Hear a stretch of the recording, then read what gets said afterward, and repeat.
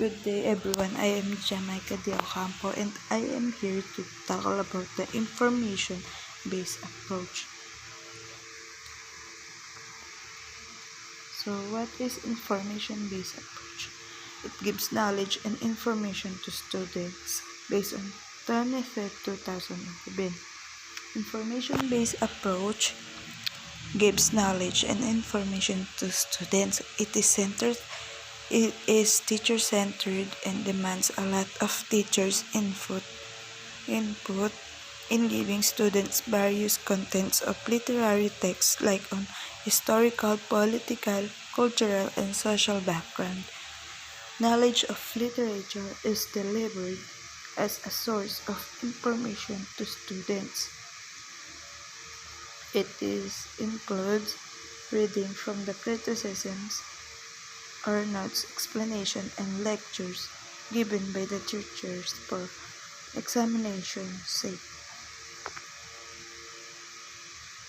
The information-based approach was the most favored by teachers in these studies as it ensures students acquire enough knowledge and information on the literary text studied and expanded their understanding on the subject matter. Teachers explain the content of the text to class as well as provide students with background of information related to the teaching of the program. This is an approach that demands a large input from the teacher and it is closely related to the term literature with a big L proposed by Maxwell. It describes the study of literature as a aesthetically patterned artifact endowed with the knowledge, potentials, philosophy, culture, morality, and humanities.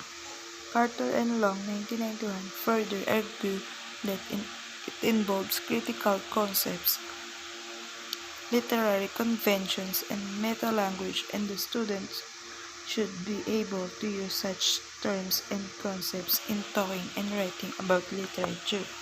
This approach is a way of teaching knowledge about literature where literature is seen as a medium to offer a source of information to students. That's all. Thank you.